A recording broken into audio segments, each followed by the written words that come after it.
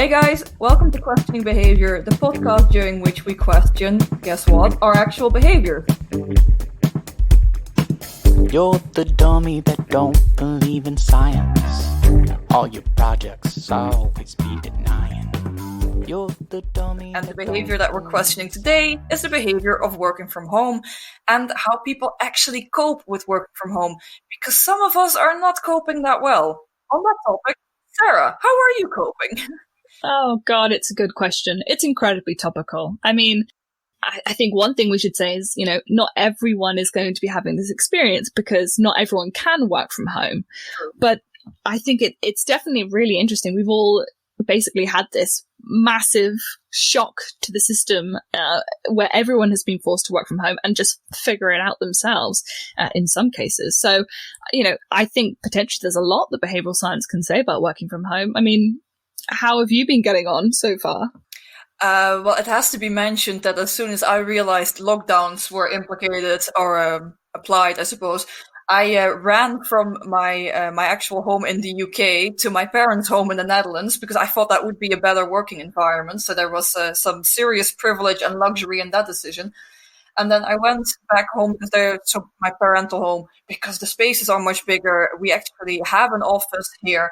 So I can make quite a big and an actual physical distinction between where I sleep, where I eat, where I socialize with my family, because I can do that, and then where I work in the office. And for me, that distinction has been really, really helpful. And and then for the rest, I mean, this is going to sound like incredibly privileged, and I'm fully aware of that. But I don't really keep to normal working times anyway. Classic PhD student. Yeah, exactly. And I think for a lot of PhD students, if they don't do, if they don't run actual lab experiments or in the field research, and if they can just focus on writing and coding, for them, this is going to be almost unironically incredibly similar to their normal working life, which is insanity in and of itself. How about you? Well, I mean, I think I'm also quite lucky. So I've also escaped to the countryside to my parents' house, and I'm actually lucky that both my brother and my flatmate, who I brought with me, are working from home. So, I mean, the thing that motivates me a lot is peer effects, right? Seeing other people working really motivates me to sit down and work. So I'm very, very lucky that I still get to, sitting in my kitchen, I still get to sit with other people who are also working. Because I think if I didn't have that, it would be very, very difficult to tear myself away from Animal Crossing. Oh my God, really? Oh, yeah. You're such a dork. I'm playing the Animal Crossing turnip stock market so hard right now. My economics undergrad is coming in the most handy that it has ever come, into my life before. So this is what you want from that degree. Oh yeah. Oh yeah. So, except, for Animal Crossing, swiftly moving on from that topic, do you think you're getting more work done? Do you think the quality of your work has been improved, or has it worsened since working from home? Or well, the thing that I am forced to do at the moment is write, because all of my experiments have sort of been stopped in their tracks, and writing happens to be the thing that I enjoy the least, I guess, about my research, which is, I mean, pretty much the polar opposite to you. So, I mean, you must be in heaven right now, whereas I'm in hell of having to sit down and write. But, it's necessary. I would have need to have written something by the end of my PhD. So, if not now, never. Fair enough. No, I suppose there are ways to turn this into somewhat of a silver lining situation, and I suppose you're now forced to just sit your ass down because there's nothing else really to do. I suppose, I mean, like you said, I love to write. It's the main thing I enjoy about the PhD. It's the main thing I enjoy about a lot of the projects that I do. So as you can tell, dear listeners, we have had very oddly positive experiences with working from home. Of course, this is not true for everyone else. I think we are very much a minority. So don't take our perceptions of working from home as being the great thing that it is as gospel, because a lot of people, first of all, aren't working, as Sarah had mentioned, and which is obviously problematic. but a lot of people also are struggling with working from home, which is quite normal, especially if you're not used to working from home, if this is a very sudden change to you. Luckily, you don't just have to listen to us going on about how great this change is, because it really isn't, but we can actually talk to an expert. Yes. And our expert today is Ali Fenwick, who knows a lot about working from home and who's actually written a very influential and viral article on panic working, which is one of the topics we're going to discuss later on in this interview. Please take it away, Ali.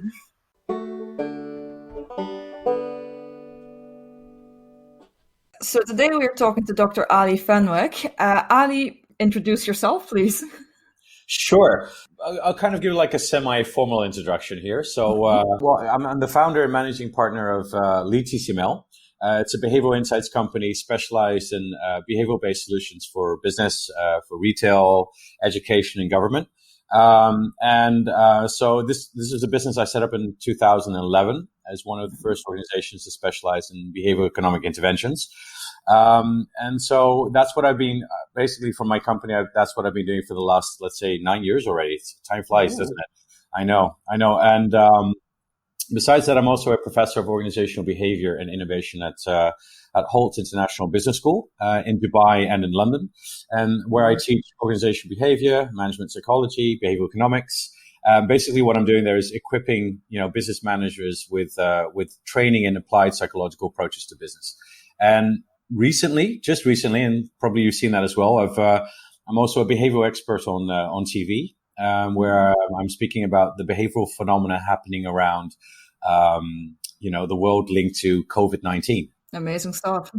So how did you get into behavioral science, Ali? Wow.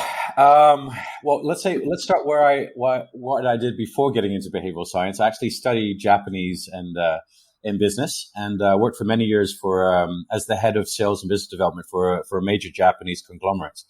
So I guess I figured out that my passion for behavioral science grew as I started to appreciate human talent and performance in the workplace, because I was managing different people in different cultures in different countries, and so working for a Japanese organization for so many years helped me to appreciate the power of the mind when it comes to getting things, getting the best out of people, and at the same time how important context is when it comes to performance. So I guess what this did, it propelled me to I wanted to do a PhD, and I decided to do a PhD in organizational behavior. And at the same time, I was also setting up my business in behavioral science, as I believed, and I still even believe more than ever before, that, the changing nature of work is requiring more insights from behavioral science and psychology to help, better inform and design organizations that can meet the changing need of today's world. And I think that's how I basically got into behavioral science. And just to add to that, if you look now, the whole COVID-19 situation, behavioral science is really at the forefront of this pandemic, isn't it? To inform policy design and to also explain the many phenomena that we're seeing happening around the world. It's interesting to kind of see that behavioral science is now being put at the forefront. So that's basically how I got into behavioral science, more from a human potential perspective. I think that's a great motivation to start studying behavioral science, or studying and applying it. And as you mentioned, behavioral science is getting its moment in the spotlight now, not driven by Nobel Prizes, but by actual practical applications. Absolutely. Absolutely. Look, I'll tell you, I've always been interested in human performance, and this is where my interest came from. Also, the initial focus and the focus that I still have today in my business, applying, behavioral science into the workplace. It's been much more practical based, because if you look at how behavioral science initially started, it was very much the public sector, right? It's how do you nudge people to do things? Sure. A lot of businesses at that time were, they were getting into this public, or trying to get into this public intervention field using behavioral science. But a lot of these companies that were all called nudge companies, they were not making any money, right? They were doing a lot of I always said that, when we thought of what should be our name, I don't think we have a really good name, but, LEAD TCM&L is not really a catchy name. But one thing we definitely didn't want to do is to call ourselves something with nudge, because anything that had nudge, besides, of course, the behavioral insights team back in the UK, were making money. So that was the reason why, I guess our focus at the time was much more on what can we do practically, what can we do for the business field, and also because of my interest, in understanding how we can further develop people and organizations using behavioral science. That's kind of where we kind of came from. So it was much more from a practical perspective, and later on we did some more stuff in the government field, but that came later. So that's how we initially started. But I agree with you. I think we need to have much more of understanding of how can we provide behavioral insights in a practical setting, because that's what really matters, I think, as well. Do you think there's currently too little practical application of behavioral science? Do you think it's too theory driven or too policy driven? I think that's an interesting point. Even until now, the whole behavioral science movement has been here for how long? I guess it's been here for like 10 years. 2008, 2009, that was Nudge coming out originally.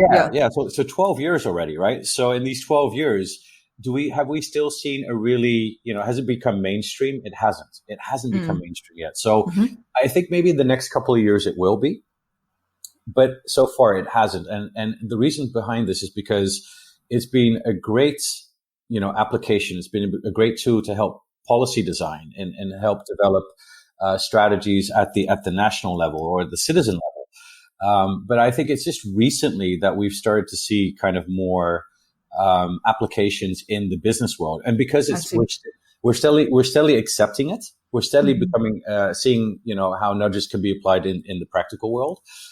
We've seen this. A couple of years ago, I organized a summit called the Behavioral Economics 2.0 Summit. Oh, okay. Yeah, and that was in Rotterdam, by the way. That was at the Erasmus University. And I missed it. It's in my home country. How? How? And it really, that idea was born out of the fact that we felt that there was this gap, right? Gap in the way, here's the behavioral science from the, kind of citizen nudging perspective. And here's all the great stuff that companies are doing or organizations are doing at the organizational level in healthcare, in fintech, like in finance, in the app development field, where people were not actually talking about. So the idea behind this conference was to kind of bridge the theoretical aspects together with the practical world to make people more aware of what's happening in that sense. So we called it 2.0 at that time because we wanted to make that bridge between what was already being done at the public level, and now we wanted to see what, kind of give a reality check. And the feedback at the time was like, wow, I never knew you could do this. I never knew that was happening in that field. And we had speakers, probably a lot of the people that you already now know. Forgot his name, from Cowrie Consulting. Jez Groom. Groom, yes, exactly. He was one of the speakers, and he came and he spoke more from a marketing perspective. He's a great speaker when it comes to marketing. I always find him really nice to listen to. He's wonderful because he's very practical. He's just to the point of things. There's no BS. Well, BS and not behavioral science, but there's lots of behavioral science. There's a lot less bullshit, which is exactly what we want. Sure. And he was one of the speakers. We had Bernardo, who is now the chief behavioral officer at I forgot the name, Growth Tribe in Amsterdam. So he spoke more about AI together with behavioral science. So this is 3 years ago, right? This was already kind of like that foresight where this is going to. So we wanted to put this platform together to help people see that, we need to start thinking more about behavioral science in a practical setting. No, absolutely.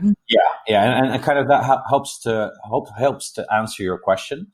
That it's growing. Let's say it's still growing, but it's not mainstream as of yet. And Richard Cataway, he wrote recently. I was at his book launch in London, where his book he was speaking about behavioral in business, and I think that's great. And I think we need to see more of that, more of those kind of insights and directions more into the business world, so that the business world starts to grasp this more to better understand. And I think this is the direction where it's going to now. Okay, so that's good. When is the next 2.0 event, or are we moving on to 3.0 already? Is there a next one? Can I attend? Am I invited? Honestly, we of course you're invited. Good. Clearly. Good. So I think one of the questions we asked at the end of that 2.0 event, remember, this was April 2017, it's 3 years ago. We were thinking, we need to do this next year. We need to do it the year after. And we were deciding the location. But I think, it's good that we waited a little bit. Sure. Because a lot of that, what we discussed in 2017, is now becoming a reality. But at the same time, because of this pandemic, there's also, new ways of looking at behavioral science and how to apply that, not just only in a public sector, but also in the business sector as well. So when would be the next one? I would say maybe I'm making a public commitment here, right? 2021, something like this. Yeah. I'll put it in the diary. Right. Yeah. So I'm committing to this, but 2021 would be another, a good time to do that again, and maybe call it 2.1 or 3.0. Let's see, but I haven't decided that yet. Oh, we're updating our versions. I see how it is. Absolutely. I guess I'd be interested to hear in your sort of experience working practically with people, I guess, applying behavioral science in the business setting. What are the main contributions that behavioral science can make right now to help people work and run their businesses? So I guess, from a human resource perspective, I think a lot can be done, right, in this field. First of all, when we think about behavioral science in organizations, a lot of people think, still have this idea around psychology being something as a clinical thing, right? Sure. And I believe there's a lot of potential and space to apply psychology in a non-clinical setting, which can benefit people, businesses, and even society at large. Now, I'm specifically interested in how behavior and performance can be influenced positively at work, because we spend so much time of our lives in the workplace, right? Two-thirds of our lives we spend in the workplace, right? So that's a lot.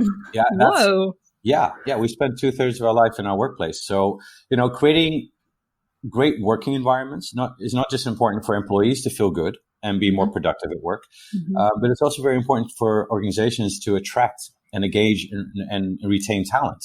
Because especially in today's world, having the right people on board has become almost contingent with organizational success. And provides you with kind of like this competitive advantage in a sense. So there's a war for talent going on. And so if you don't know how to connect, engage, and attract people and retain them in your organization, you're going to lose your competitiveness and even, your business survival in this sense. So because people are becoming so important, the center point of organizations, because of course we're seeing AI coming up and automation and robotization. And of course, a lot of jobs will be replaced in the future. But at the same time, the human element will be further, the value of human resources is only going to increase.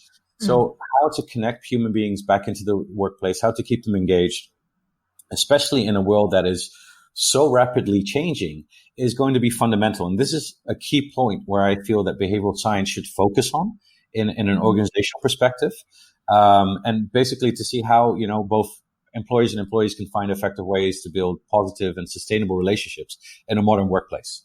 I like that. It's an example of where the incentive structure means that, if it's good for business, it's good for the people, which is really nice. Yeah. Absolutely. You're actually one of the first people when we discuss their topic at hand, or the field that they're in, mixing it with behavioral science, you're actually the first person where we can say that the incentive structure is not rigged against the behavioral science. It's good to hear that in some fields the incentive structure is to actually apply behavioral science and to improve. It's optimistic. It makes me happy. Yes. No. Look at this I'll give you I love what you just said there, Merle. You know what it has to do? Do you know Maslow's pyramid of needs? Right. And so a lot of people look at it just as, okay, step 1, step 2, step 3. So at the bottom, you have like the basic needs, right? Your safety, your health, your food, etc. So at the bottom of the pyramid, it's much more transactional. And above the pyramid, if you go higher up, it's like self-esteem, self-actualization. It's much more transformational, value-based needs. And so what a lot of people tend to forget is that we are, when we work to fulfill certain needs, right? So maybe in the 1800s, the majority of us were much more lower in the pyramid. And as we've evolved economically and socially, the majority of us have also evolved in our needs. So why do we work?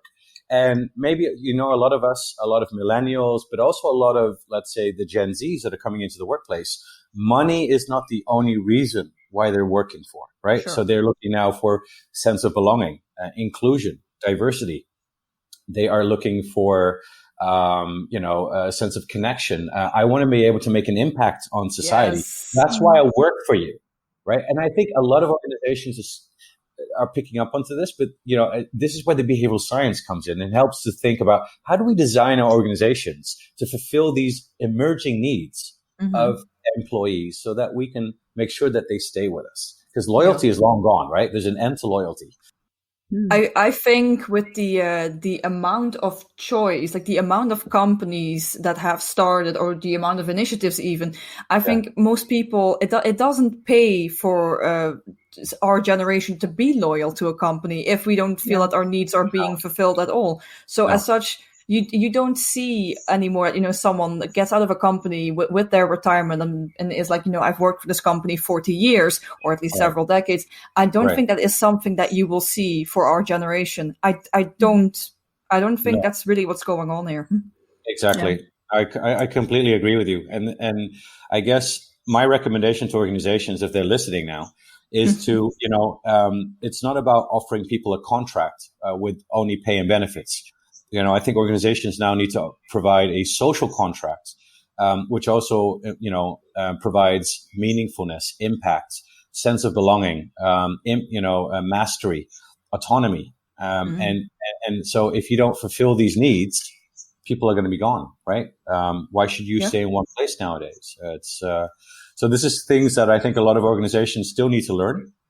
I think they know, but it's unfortunate that a lot of HR practices are still using the old exchange, like, I give you money, you give me your sweat equity, I give you some support, and you give me your commitment. And I think we need more than that in today's world. Absolutely. No, absolutely. Yeah.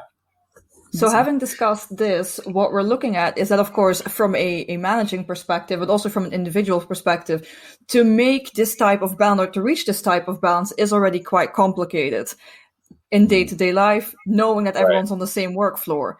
Right. Now what we're seeing is that no one is on the same work floor because no one is on the work floor at all, as mandated by the lockdowns. So how do you think people can manage this under these circumstances? Like, what can managers do? What can behavioral science do to improve this? Well, you're asking three questions here. So let me try and address the first one. Sure. So yes, now basically COVID-19, what it's done, it's made us, we're self-isolated, and so therefore we have to work from home now, right? So working from home has become this new norm because we have to self-isolate.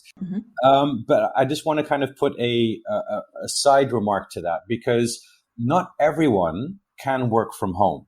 Of course. So we need to be conscious of the fact that 2/3 of the U.S. economy, right? Two-thirds of U.S. employers cannot facilitate working from home setups. 50% of European employers cannot facilitate working from home concepts. Why?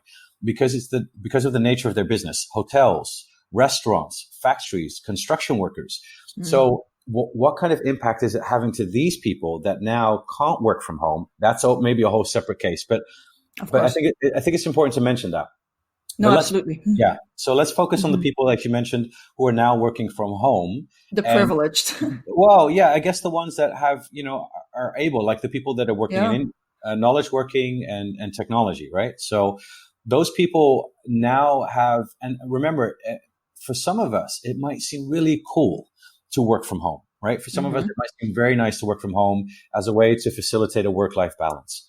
But for a lot of us, a lot of people need the work environment. A lot of us need the workplace of the office, because the hustle and bustle is what basically keeps people going, right? They kind of like, I don't like to work at home. I get confronted with my thoughts, or they just haven't developed the right, let's say, habits to be able to work from home yet.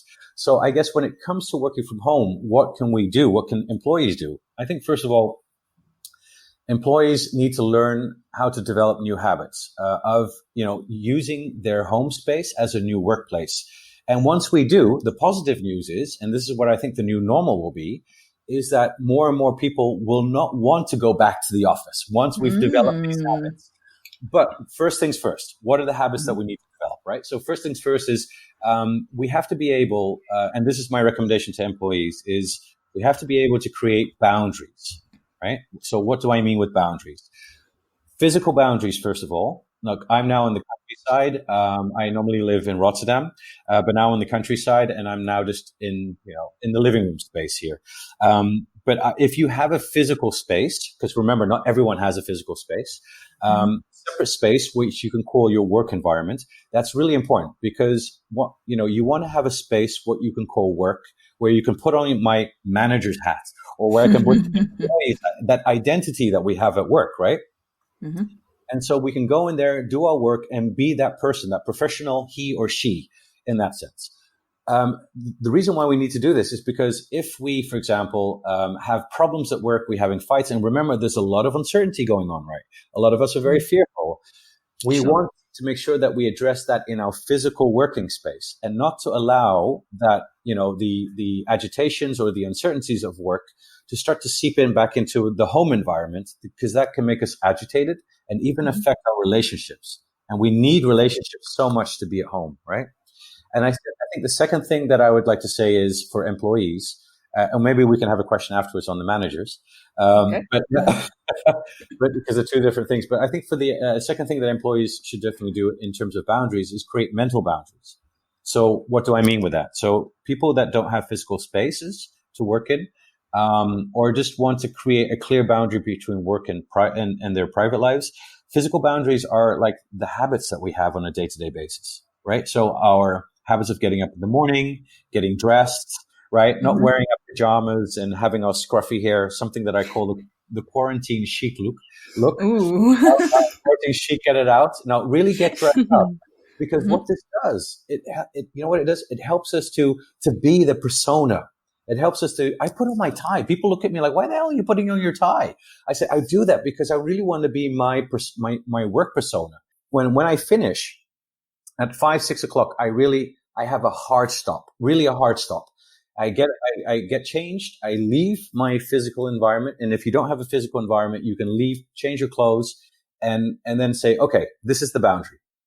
This is where I stop. And here I go back into my workplace, because we need to have balance. And it's so easy to overstep your boundaries, especially when you're working from home and with all the other stuff that's happening to you in that process. No, absolutely. The behavioral strategies are really sort of trying to reinforce this psychological separation of who you are at home and who you are at work. And it's interesting that there are a number of ways that you can try to do that, I guess. I mean, something I think about is maybe even just trying to go through the routine that you would do in the morning if you were going to work as almost like this psychological priming as well. Is there any sort of grounds of in that sort of work, in that sort of mechanism? Oh, that's interesting. Well, yeah, you know what I do, for example? I'll just give you some practical examples. So first, the one thing that I do is I have my name tag, like my name tag on my desk. I get dressed, first of all. I have virtual coffee meetings with clients, with other people, so that I kind of feel like we have the water cooler experience, the break times. At the university, they're trying to set up these kind of happiness moments, or kind of like these moments of interaction, social interaction, so that I feel I'm at work. I think that's one thing. So it's one way. You're right. It's kind of switching identities, but the other thing is also taking control. And especially in these times, it's, we feel that we're losing control, especially because we're being imposed restrictions and lockdown. What else is happening? We can't go outside, this physical distancing, 1.5 meters that we have to keep from each other. So we want to have ways that we can exert our control over our environment, because it helps us to feel safe. And I would recommend maybe also kind of in the workplace to do the same. What can you do in your environment that makes you feel that you're in control of your work environment? But also at the same time makes you feel that there's a separation between you, because having that separation is also having control, right? So I would say those two things, for me at least: identity and taking control. So if you apply these measures, you should be able to avoid the topic that we're questioning today, which is panic working more specifically. Would you be able to very quickly explain what panic working is? Yeah, very interesting. I recently I hit the news with this. There was an article in Forbes recently, and I kind of briefly addressed this during one of my interviews on Al Jazeera Global News. And so I talked about this briefly, but not specifically the term panic working. That only came when when the article appeared for Forbes. So it's, in a nutshell, what is it, right? What is panic working? So basically, panic working is a state of hyperproductivity. So it's kind of like this manic state of productivity that can occur when, working from home under uncertainty for long periods of time happens. And so how does this come about, right? So when working from home under this kind of viral, like under the COVID-19 situation is creating a lot of uncertainty, uncertainty for our livelihood, but also uncertainty of, our health. Are we going to get infected? So there's a lot of fear that is driving us, a lot of things that we don't know about, while we're also working from home, which is also kind of like a new, uncertainty in a sense. So there's like these different uncertainties altogether. So what does this do? The uncertainty of everything, let's call it like that, is basically creating or allowing us to respond in different ways. Because remember when I talked about taking control, we want to take control so that we can deal with the uncertainty of this coronavirus pandemic and also with working from home. So we all have our different coping strategies, let's say. And so when we look at what are some of the coping strategies that we would have when we work from home to deal with this situation, all of these I've identified 4 different coping strategies, but all of these 4 lead to a similar state of mind, which is this hyper productivity, which I have now termed as panic working. The word panic working sounds quite negative. But then when you're also talking about this idea of hyper productivity, I think a lot of people right now are wishing that they can become more productive or feeling guilty for not being productive. So would you say that panic working is sort of a bad thing or a good thing, or is it both? That's an interesting question, because you just said feeling guilty of not being productive enough. That also leads to panic working. So let me explain. Hey. So there's a thin line, right? Because one way you want to be productive, you want to learn how to be productive while working from home. I think that was kind of the first section we talked about. But then the second consequence of working from home is that, as I mentioned, we have to cope with this uncertainty. So I maybe can tell you about the 4 different coping scenarios and then how that actually leads to panic working, where I kind of feel that it's something negative. It's something that we have to watch out for. And that's why boundaries are so important. So the first coping strategy that we have is what I call the ostrich effect. Now, it's a typical phenomenon. It's a term that we use in behavioral economics, right? It's a way of dealing, like kind of sticking your head in the sand. You can all visualize sticking your head in the sand and pretending like nothing is happening around you. And so like, COVID-19, I don't see it's an invisible virus. It doesn't exist. So let me just keep on working, right? So all business as usual. Business as usual. Business. We hope that business will stay as usual, but yes, business as usual, right? So yes, there we go. And so, the more that we are in denial with the situation, the harder we start working. And I think denial is kind of one of when you think about, this curve of change, it's first fear, denial, frustration, acceptance, experimentation, and everyone falls a little bit different along these lines. You can see this happening right now, probably when you hear this, right? Some people are still at the fear and the denial stage, and other people like, you know what? This is the real new reality. Let's jump on this and let's start experimenting. And the denial phase is really important because a lot of people still just kind of believe, this will pass over.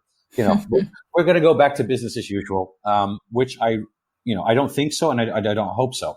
But that denial is kind of where a lot of people want to stick their heads in the sand and pretend nothing exists. And the longer this takes, remember, it's not only the uncertainty, but these long periods of time of working at home. The longer this takes, the more that people will want to deny the reality, the harder people will work as a consequence from that. And that's not a good thing. The second thing, and this is kind of ties into the guiltiness that you said before, is what I call the busy bee syndrome. So the busy bee syndrome is basically, you wanting to be, you're wanting to be continuously involved with things because working from home, you're missing these cues that you'd normally have in the workplace. So when you're in the workplace, I call this the social psychological environment of the workplace of all these invisible cues, like getting affirmation and, hey, Merle, I can see you now. I'm nodding to you. You can see me too. Hey, Sarah, right? It's like you did a good job. I'm giving you feedback. So we're missing this kind of social psychological environment now because we're working from home. And what we're noticing is with companies restructuring themselves, they're forgetting also that they have to restructure this invisible environment that is also so important, the context, right? Which is so important to work productivity and to well-being of the employee. And because we miss these cues, we now feel this pressure to show up. We want to get engaged in, and we want to send out more emails. We want to get involved with all kinds of meetings. We want to organize webinars. Honestly, I even find myself now a little bit panic working as the busy bee syndrome in a sense. I don't want to admit that, but as I've been talking about it, I also find myself doing all these webinars and everything kind of falling into the same kind of trap. But we do this because we want to be validated. We do this because we want that feedback. We just want to be acknowledged, right? I want to be acknowledged. And the moment that we don't get that, we start to doubt our self-worth. Am I still valid? Am I still going to have a job? Do you still think I'm important? And I do, Ali. I think you're very important.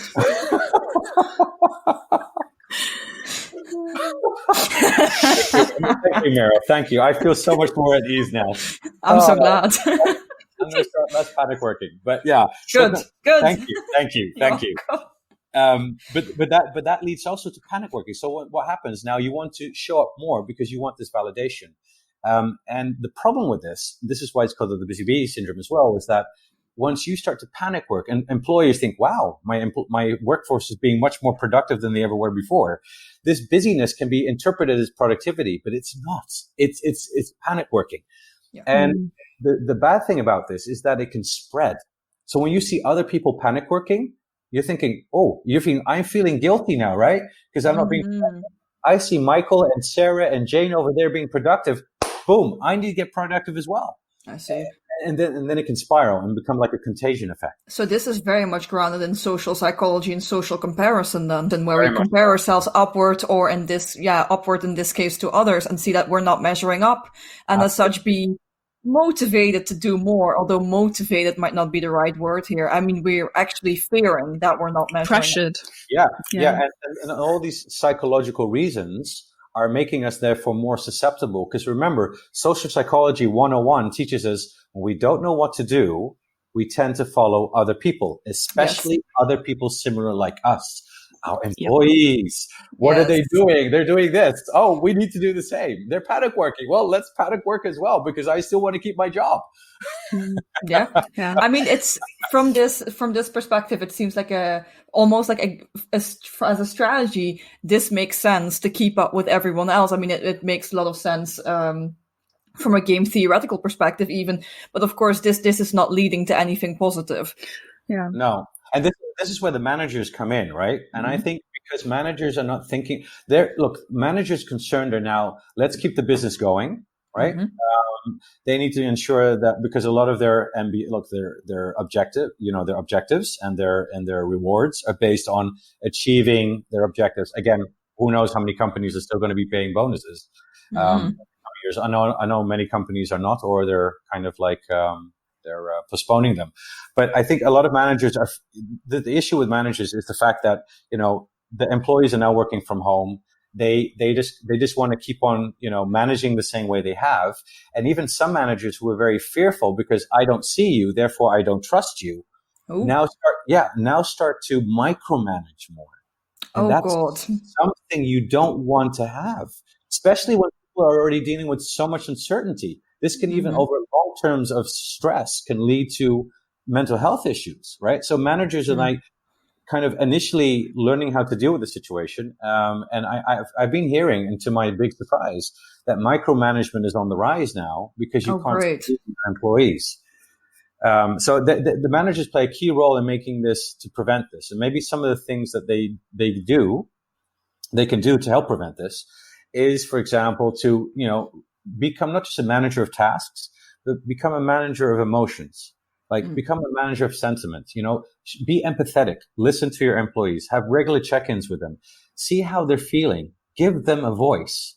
If we bring it back to behavioral science, giving your employees a voice creates psychological safety, right? I want listening to you. I understand you. And don't have regular check-ins just on the basis of, is your work still going well? No, have a regular check-in. see, how are you doing, Sarah? How are you doing, Meryl? Is everything fine? Because remember, when we're in the online environment, we might not feel as honest to actually say that because people are very fearful now of losing their jobs. This is the reality. Mm-hmm. And I guess that links back to getting affirmation, or, feeling like you are valued as a person in the company rather than just a worker. Yeah, absolutely. Mm-hmm. Yeah, this working to survive mindset is really, that was the third element of the panic coping, mm-hmm. right? So working to survive, not just for our livelihood, but also for our health. Do you stay at home because you have to and it's good for your health, or do you go to work and you go work, you go to work because that helps you to still feel connected, but you have to because you need to earn money to survive. And I think a lot of people now working from home feel scared because they don't know if they're still going to have a job. We're now, day 45 of isolation. I'm glad someone's keeping track. Well, I just heard that I was in a brief previous webinar where we talked about that. I was like, day 45 already? Yeah, I didn't expect that. I thought we were like maybe 20 days in. That shows how well I keep track. Well, just sort of two things, I guess. I mean, the thing about not even knowing what day it is, I guess quarantine and social isolation is really messing with people's perception of time. And that I guess is linked to control and productivity and, feelings of guilt and one leads the other. And I don't really know what the situation is where you guys are, but in the UK at least, I know that a lot of staff are being furloughed. And within sort of work environments, you might have staff who are being furloughed and staff that are being kept on. And, just anecdotally, when I've spoken to some of my friends who have survived, I think a lot of them are feeling a lot of, I guess, survivor's guilt. Yeah, there is, and this is really important. The leadership's role and the manager's role is so important in this. If you can't communicate the message transparently, openly, and honestly, and to explain what's really happening, because a lot of managers kind of it's not kind of a normal thing to do, right? To be transparent and honest for a lot of managers and organizations, right? They make decisions, and they say, yeah, this is the reason why we have to do this. But I think transparency, honesty, and being direct is really important, because in this uncertainty, people would rather, be given the hard message than actually having to deal with the darkness of uncertainty.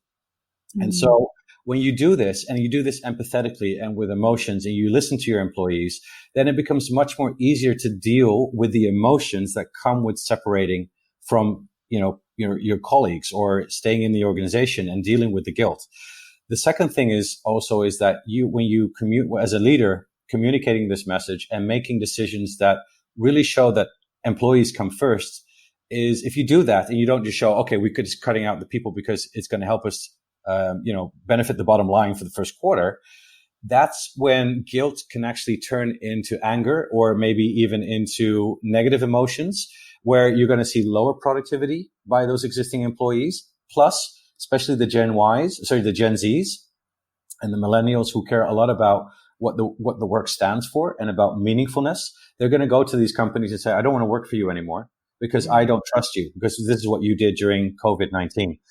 So I think the manager's role in this is going to play a huge a part in helping employees to deal with the guilt. Mm-hmm. Hence being a manager of sentiment, right? That's why it's so important. Very nicely put. So then, to very quickly end your extension of the original Forbes article, what is the fourth movement in panic work? Yes, the fourth coping strategy. Yes. So we talked about now the Ostrich Effect. We talked about the busy bee syndrome, the working to survive. Yeah. And then the fourth one is kind of ties into what we talked about before, working to regain control. So why a lot of people are working haphazardly and working the whole day from morning to the evening time, is that they want to have some kind of control over their situation. Yeah. And initially I mentioned that this is a good thing, right? So we need to take control, but we have to have boundaries when we do so. Yeah. So a lot of people might get engaged in a lot of meaningful work, and as a way to kind of show that, look, I'm in control of the situation. It's similar to what happened with the panic buying. Remember that? Panic buying? Yes. I also did a video on that, and that video went viral, by the way. You're doing very well, Ali. You know what? I actually took this situation. I I'll come to that in a second. How this all happened. Maybe it's a nice intro to help other behavioral scientists think about this crisis situation. But I'll finish off the working to take control. So we work to take control because we just want to feel that we're in control of our environment, right? And sometimes overworking, that could lead to overworking over time if we don't have boundaries. So I think those are the 4 reasons, psychological reasons, why we see this kind of similar state of hyperproductivity based on these different coping strategies that people have, that then leads to panic working, which is not good. And I guess the solution will be having more boundaries and ensuring that we have more check-ins, also recommendations from managers and employees. Yeah. Sorry, you're saying, Merle. So you were saying how maybe the question was saying, how did you go from doing what you were doing into all of this all of a sudden in the span of Yes. No, it's just, I mean, you've already mentioned, so the panic working article on forums went viral. Now you just mentioned another video that went viral. I mean, Ali, are you busy being? Is that your coping strategy? But this is what I admitted to, right? I think Yes. I am a little bit busy being, but this happened a little bit later after all the excitement and the attention that it was getting. I think this is probably leading to the busy bee or the FOMO effect, right? Ooh. The fear of missing out. I need to write something again now. Okay. So I mean, that's amazing. Congratulations. That sounds like a great way to get your word even further out there. I mean, you are actually quite well known, so it's not like you're coming from the shadows. No, but it was interesting because, some people might, and this is the fear factor, right? Some people might really be fearful of this situation and might ask themselves, how do I now deal with this new reality? And this is what triggered me, basically. So it triggered me to put something together that I would normally never do, a video, and do webinars. And out of that, crisis situation, now there's no time to think about stuff. You have to do things. And that's what propelled me to do it. And when I decided to do this, my very first ever video in 40 years, right, turned into this. So I'm like, maybe I have to do some more videos. Yeah, maybe you should. Maybe you should. I think you're onto something here.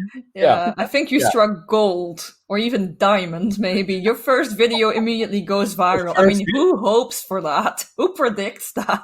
Right? I don't even have a whole following yet on YouTube or anything like that. So, So this is called, bringing back the busy bee syndrome now. Is like everyone's saying, Ali, you need to do more videos. You have to do more of this. And I will. And I want to do stuff now within the COVID-19 situation. And I want to help explain behavioral phenomena, both from not just the irrational perspective, but also there's a lot of rationality now coming into play, right? So from both, but give the psychological lens to help people understand what is happening and what could potentially happen moving forward. Fair enough. So what do you think is potentially happening? Give us a sneak peek. What do I think is happening? Oh my God, I think there's so much happening. Well, I think first of all, in terms of, keeping it to the scope of work, I think the working from home concept is going to be something that is not just going to be a temporary fad. I think more and more organizations and more employees are going to develop these new habits of being able to work effectively from home, and that they probably are going to rethink about going to the office. Maybe it's just 2 days a week, that they want to work more from home, or it could be actually just rethinking their whole, purpose of work. Why, can I not have an online business, or can I not work more from home, or can I work for multiple employers from the home environment because of this virtual development? So I think that's going to be the first thing. The second thing I think is going to happen is that, the travel industry and the hospitality industry are going to be heavily affected. I think a lot of us are rethinking if we still want to travel that much. I was traveling like a madman, honestly, until COVID-19. And I drove a lot of meaning from that. And now that I'm back home, close to loved ones, something that I hadn't been doing for such a long time, I've really appreciated being home. I really appreciate being close to people that I care about more than I did before. And that's become the new norm for me. Also, another thing that I realized, I can get on a webinar. I was invited to do a company-wide webinar, and there was like 10,000 people on the webinar. That's more than I can ever do in a classroom. Oh, absolutely. Right? I mean, it's unless you want to rent a Ziggo Dome. I mean, be Tony Robbins. Exactly. Just rent out an entire concert hall and let's go. Right. Who needs Tony Robbins when you got a webinar, right? You can reach 10. So I think that's going to be part of the new reality. And the last thing I would say is the acceleration of technology. Because remember, I told you that 2/3 and 50% in Europe of businesses cannot facilitate working from home setups. I think a lot of businesses are going to relook their existing business model. And they're going to see, how can we redesign our business model that has technology or digitization as part of that? So let's take the retail industry or the restaurants, right? Restaurants now that are still making money are being able to use services like Deliveroo and, other delivery services, and or are going to do the online deliveries themselves. I think that's going to become part of being more resilient for the future, being more future ready. That digital technologies are going to definitely play a huge role in how businesses rethink their strategy to become more future ready. So, yeah. I had another question Sure. for you with regards to panic working. So panic working is a very clear phenomenon for coping with a very sudden change, having to go from day one working in the office, having quite a regular work week, to day two where everything's on lockdown and you're at home. Do you think panic working would have been as much of a phenomenon if the lockdowns hadn't occurred so suddenly? So if the change to working from home had been much more subtle, if it had been much slower, much more gradual, if you will, would panic working be as much as a phenomenon as it is now? That's a great question. To a certain extent, I would say yes. Okay. But not completely. So let me try and help you explain that. Let's say. I think for some people, maybe a little bit more than others. But as we gradually, let's pretend COVID-19 didn't happen. Sure. And as we gradually evolve to working from home setups, I think it would be something that would come onto the radar that people could address in a more secure manner. Because now, of course, we might not be as honest in the workplace because we fear our jobs.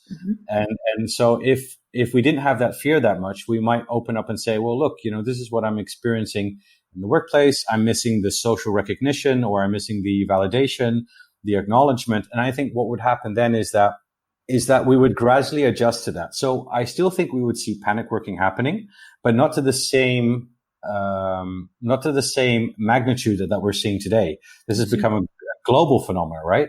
And another reason I would say that panic working might still happen a bit, because we still, like I kind of mentioned before, we need this face-to-face contact, right? We're human, and we take a lot of interpretation from the non-verbal communication. You're right. 93% of our communication is non-verbal. And so through this virtual interaction, we still miss a lot of these verbal cues. We can pick up on the eye movement, right? We can pick up on some of the gestures, but not on all of that. And also not on the group interaction and dynamic when we have people together. So these are still kind of like the elements of the social psychological environment that we're missing, that can still lead to people being uncertain, or people wanting to be further validated, or, I could still see these coping mechanisms still come into play when we're working from home by ourselves. So in a sense, it would not be as to the magnitude that we see today, panic working, probably less, but it would still be there to some extent. So we can't avoid it. Well, yeah, I mean, unless, yes, we can avoid it, but once the technology is there. So once the technology that's where they could play like VR. If we could have, let's pretend that you both and I were sitting here and we had our goggles on, right? Like Ready Player One, I think that movie was. And we're now in this virtual environment where everything looks real, and I can see both of you and you can see me. Then most likely I'm like, oh, and then other rooms are coming together. That maybe would help us to overcome some of the barriers now that we have to picking up these nonverbal cues that are very important for us to derive meaning of what's really happening. Yeah, right. Yeah. And I guess, you're working extra hard to try and pick up these nonverbal cues because of, the slight delay in time from when you hear someone's voice, maybe to what you see on the screen. And also, I guess you're seeing yourself on like a video call as you're talking to other people. So your attention is like, you kind of want to look at yourself when you're talking, but also... Don't worry, Ali. You look good. You're self-conscious, right? Yeah. Yeah, it's it's I so have funny. a really easy fix for this. I never look at my so we are actually using Squadcast for the audience where for some reason, and I can't fathom this, I'm calling both Sarah and Ali. They both have 1/4 of the screen, and myself is half of the screen. So I just block that entire half out with like a Word document or a different window. I am not looking at myself. I can't do it. It creeps me out. Yeah, but that's a strategy that we have to have, right? So that could be a coping strategy, indeed, because maybe I think a lot of us are very what's that word? Self-conscious. Self-conscious, yeah, we are very self-conscious. So when you see yourself, you automatically you want to position your camera well, you want to put your glasses right, you want to look good because that's what's being evaluated as well, besides what you're saying. And that's another thing that we have to learn how to deal with. I think probably one of the reasons why a lot of us were very fearful initially to get onto like a virtual call. It's not just the fact that you don't trust your employees working from home. It's also the fact that a lot of us, as an employee, we might not want to do it because we don't feel comfortable with the online environment. And I think a lot of us are going through this transition now, and we're learning how to deal with it. So initially, Merle, it could be that you put your A4 paper on your screen. Yep. It could be. Some people put screen backgrounds, and they have all these things of helping you to deal with it. But I think we're all learning. I'm still learning to think about how, because I'm not at home now. But how do I create an environment that looks good? Like I have this is like this nothing behind me. So this screen is really good. Or maybe put a plant, but that at home I have I have my bookshelf, and when I'm on TV, I was kind of just like what would look professional, I think. Sure. So I think we're all learning this. We're all learning how to deal effectively. But I think once we get out of this, and it doesn't look like we're going to get out of it anytime soon. Nope. I think we're going to all feel a little bit more comfortable and more at ease with what working online. Yeah. I had another question, which isn't really scripted, but I'm going to go for it anyway. So this idea of panic working, I feel like everyone's situations at home might be quite different. So, for example, someone who's working from home who also has now the added pressure of childcare. Oh yeah. Whether or not they're more likely to experience panic working, because it almost sounds like, in a weird way, panic working is like a privilege for those who don't have sort of the external distractions of having to also be a primary caregiver. Right. And I think this is a gendered issue as well, because when we think about who takes on the majority of the care responsibilities, it's often women. Yeah. So in a sense, what is there to say about panic working and gender and sort of pressures of trying to be a caregiver and also trying to, have a good relationship with work and being able to work from home successfully? Yeah, I haven't thought about that, but I can provide some perspectives for sure. I think, having your kids at home is an additional stressor, right?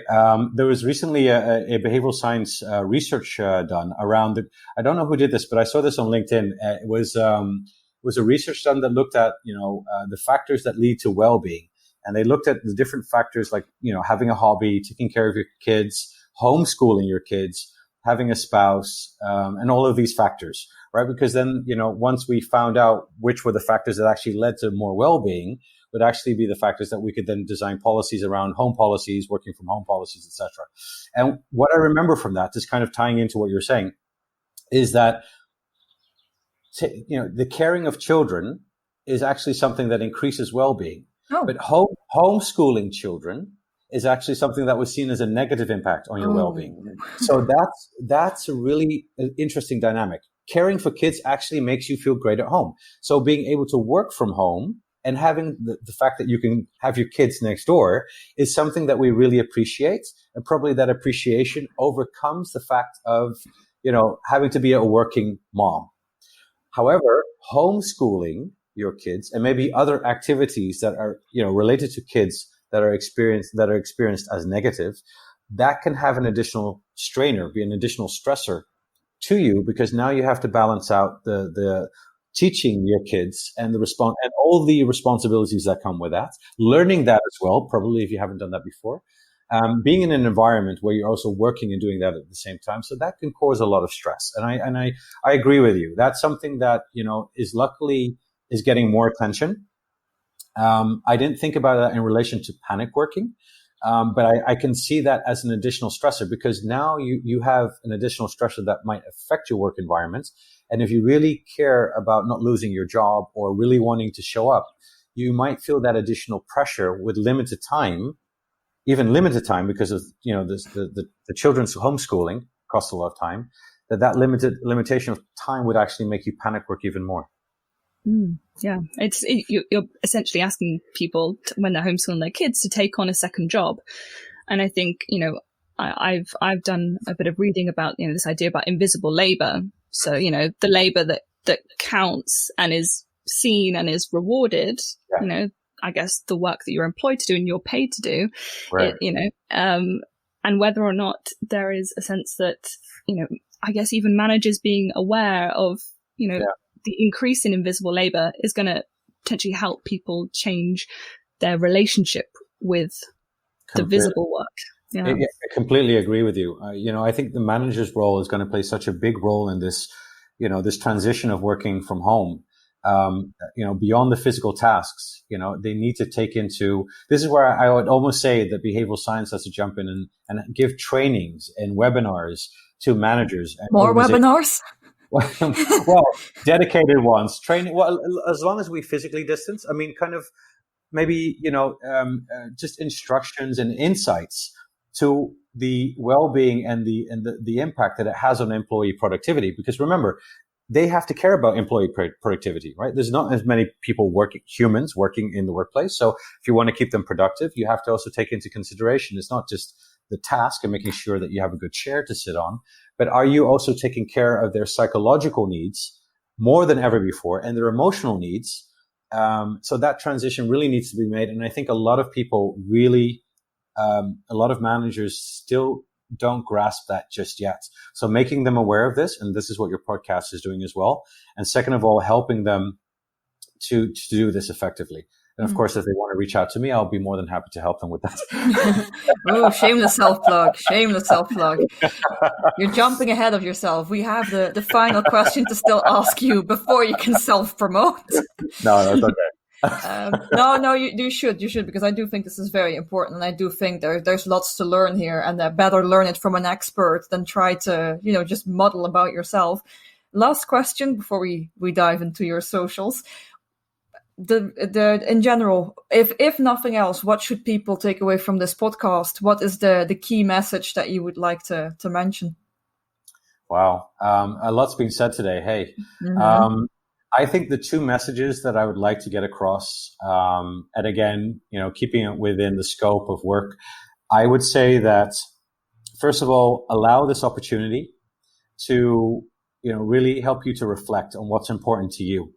What's important for you as in your future job, and what's important for your family, and take this time to really think about this. And because I don't think we're ever going to get an opportunity like this again in a positive state to really, think of how we can rethink our lives and the approaches that we're going to take moving forward. So when it comes to work, consider, is the job that you're still doing today very important to you? Is there anything else that you would like to do? If you think about making an impact, what's the impact that you want to make? So I think in our day-to-day lives, we don't really have the opportunity to do this because we're so much in the system one, kind of just going with the mode of things, right? Now we can kick in system two, and be more reflective and use this reflection time to make, some major changes for yourself maybe. And also consider the human element in things and work. Right. I think that's a key thing. And then the second thing, I think the key takeaway from today is, in terms of panic working, is try to set up boundaries for yourself. Physical boundaries and mental boundaries, as we spoke about today. This is so important to prevent panic working from happening. And I guess to managers, as a side note, with a wink, don't be a manager of tasks and don't micromanage. Please don't, because that's going to add so much more stress to all of these things that we spoke about today, and become more a manager of emotions, of sentiment. Lead by example, lead with your values, and try to consider also the psychological needs that your employees need to have to be successful in today's new world. Fantastic. Back to the pyramid of Maslow. Yeah. Well, it was amazing speaking with you today, Ali. Thank you so much for your time and having a conversation with us. Thank you. And if the listener wants to find out more and keep up to date with what you've got going on, how can we find you online? Well, yeah, I'm on LinkedIn and on Instagram.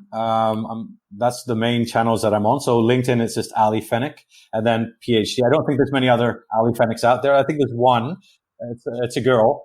And she's a journalist, I sort, but I'm the Ali Fenwick PhD one, so you can easily recognize me. And on LinkedIn, I'll be talking much more about the developments and from more kind of like professional perspective. And then if you like the more informal discussions and more interaction with me in a formal level, but also still about applying psychology in a modern day perspective, my Instagram account is Modern Day Psychologist. So Modern Day Psychologist. And that's where I'll be talking much more about, how to apply psychology more in today's world to help us better understand how things are working and also how to be more effective. Well, there you have it, dear listeners. You know where to follow him. Again, Ali, thank you so much for your time, and thank you so much for this great conversation. Thank you so much, both of you, Sarah and Marilyn. Thank you so much. It was an absolute pleasure.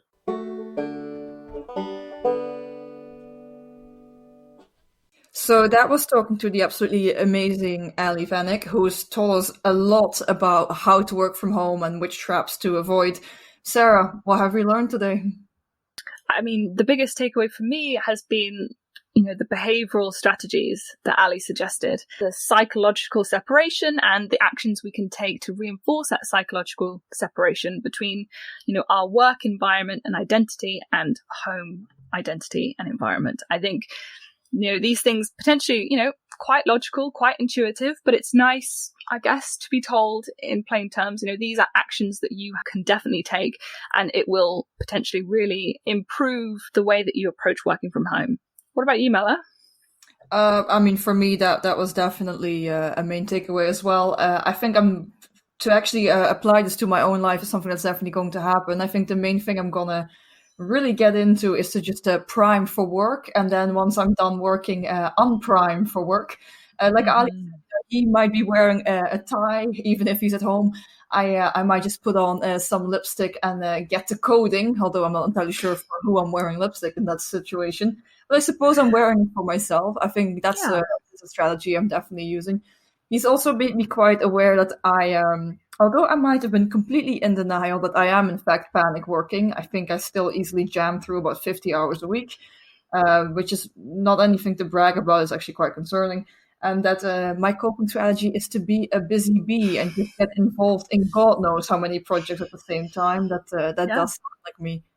I was going to say, I think it's actually really interesting that we're talking about panic working, in this negative frame, and actually saying, actually working at this rate is not sustainable and it's not a good thing, because it's something that we constantly feel that we need to be more productive. And actually, I've praised you on many occasions for being so productive. And how did you write 5 articles last week, Merle? It's just amazing. I wish I was more like you, but I guess I don't think you should be. Yeah, I mean, it's making me check myself and making sure I'm not reinforcing these behaviors which aren't actually positive necessarily. No, I think Ali made it very clear that these 4 coping strategies, although, like he said, to a lot of people, this hyper productivity, this might seem very positive to both managers and employees. They just be like, oh my God, normally I go to work and have a normal work week, so a pre-COVID work week, if you will, on the office floor. I jam down, I am actually there for God knows how many hours a week, say 40, say 60, whichever one you prefer. I know which one I prefer. And then actually, count how many hours you're actually productive and feel guilty if you're not productive enough, etc., etc. And then design your entire life around how good you feel about the level of productivity that you've hit. And then if we're really, really being honest to ourselves, this is not a healthy mindset. And I do think that the reflective period that we've entered, in which it's becoming quite clear how we define ourselves through our work, is going to be very, very interesting for when we are allowed to go back into work. And I think many many a person, if they still have their job, if they have regained that security, if you will, that a lot of people will relate to their work quite differently. At least I hope that they will realize that pushing out 60 hours it's not normal if you're working from home. It's not normal if you're working from the office. It's just, I hope people will value their work quite differently and themselves through their work quite differently. Exactly. And let's not underestimate the role of managers, I guess, especially, in these times where the difference between a manager micromanaging you and really trying to check in with you only based on the grounds of what have you completed today in terms of work, and that the role of the manager should be much greater than that, especially in terms of emotional support, empathy, and really just sort of giving workers that sense of affirmation and that they're being listened to. I thought that was really important. Yeah, I think this period will really show the difference between who's a manager and who's an actual leader. I think it's going to show. You will see it in how the employees come back to the company, how they now from then on relate to their manager, and how the teamwork progresses. I think there's a lot that's going to change when the doors open again, if they open at all, of course, because we do have to be wary of that.